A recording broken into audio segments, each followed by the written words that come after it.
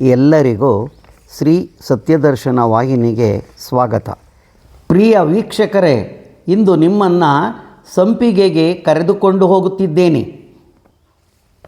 ಈ ದಿನ ಶ್ರೀಮದ್ ಚಂಪಕಾಪುರಿ ಶ್ರೀನಿವಾಸ ಸ್ವಾಮಿ ದೇವಾಲಯವೆಂದು ಜಗತ್ತಿನೆಲ್ಲೆಡೆ ಕರೆಸಿಕೊಳ್ಳುತ್ತಿರುವ ಸಂಪಿಗೆ ಶ್ರೀನಿವಾಸ ಸ್ವಾಮಿ ಸನ್ನಿಧಿಯಲ್ಲಿದ್ದೇವೆ.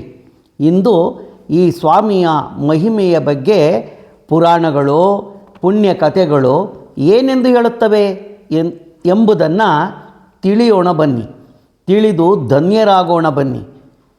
ದೇವಋಷಿಯಾದ ನಾರದ ಮುನಿಗಳು ಮಾಧವನೆಂಬ ಬ್ರಾಹ್ಮಣ ಶ್ರೇಷ್ಠನಿಗೆ ಈ ಸಂಪಿಗೆ ಶ್ರೀನಿವಾಸ ಸ್ವಾಮಿಯ ಬಗ್ಗೆ ಹೀಗೆ ಹೇಳಿದರು.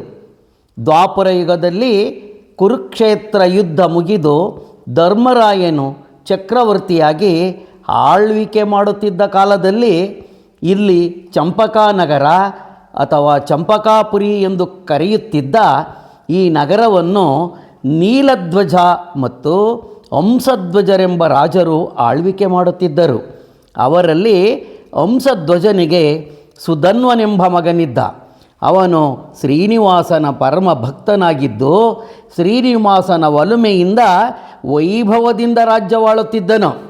ಅವನ ಭಕ್ತಿಗೆ ಮೆಚ್ಚಿದ ಶ್ರೀನಿವಾಸನು ವಿಗ್ರಹವೊಂದನ್ನು ಸುಧನ್ವನಿಗೆ ದೊರಕಿಸಿಕೊಟ್ಟನು. ಶ್ರೀನಿವಾಸನ ಪೂಜೆಯನ್ನು ವಿಧಿವಿಧಾನಗಳಿಂದ ವೈಭವದಿಂದ ಪೂಜಿಸುತ್ತಿದ್ದನು.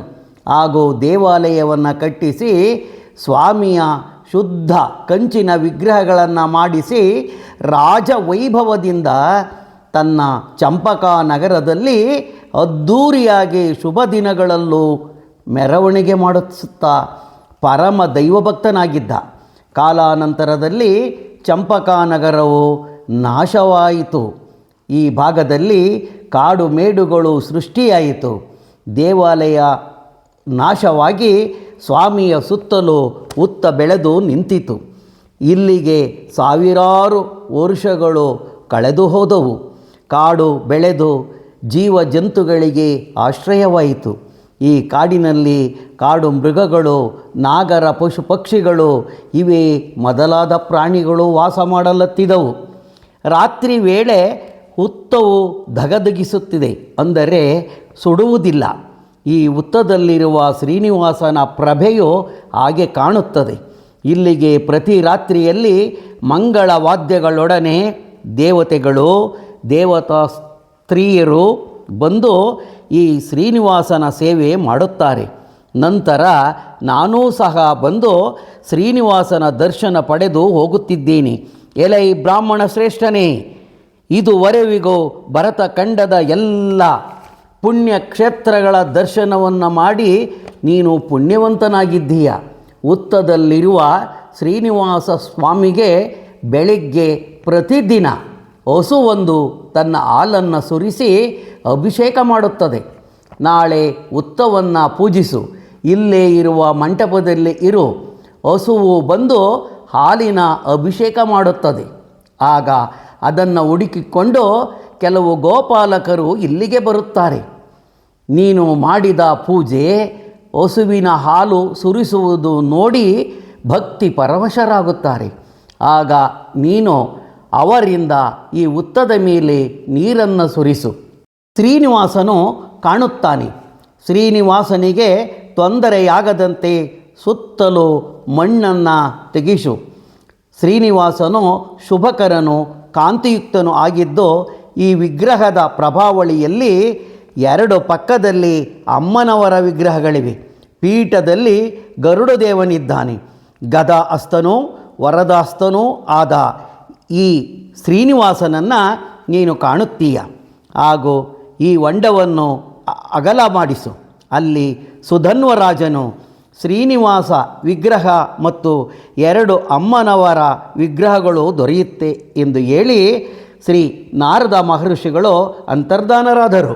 ಹೀಗೆ ದೇವಋಷಿಯು ಹೇಳಿದಂತೆ ಮಾಡಿದನು.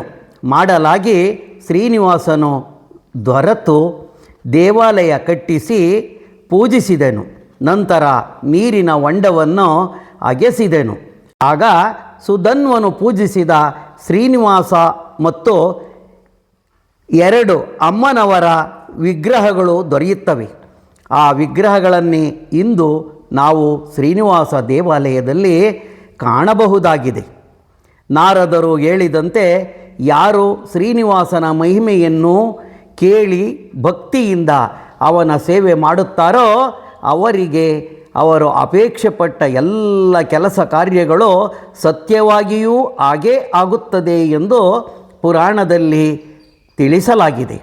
ಶ್ರೀನಿವಾಸನ ಸೇವೆ ಮಾಡುವುದರಿಂದ ಧನಾರ್ಥಿಯು ಧನವನ್ನು, ವಿದ್ಯಾರ್ಥಿಯು ವಿದ್ಯೆಯನ್ನು, ಆಯುಸ್ಸು ಆರೋಗ್ಯ ಬಯಸುವವನು ಆರೋಗ್ಯವನ್ನು, ಮುಕ್ತಿಯನ್ನು ಬಯಸುವವನು ಮುಕ್ತಿಯನ್ನು ಪಡೆಯುತ್ತಾನೆ ಎಂದು ಹೇಳಲಾಗಿದೆ.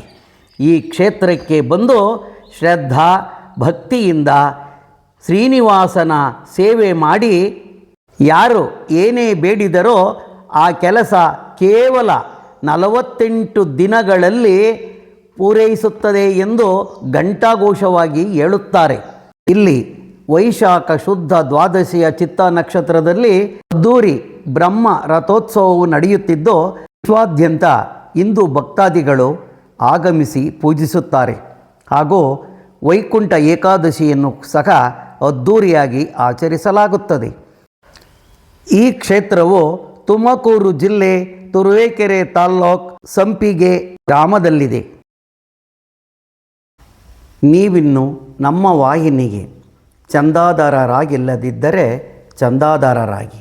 ಧನ್ಯವಾದಗಳು.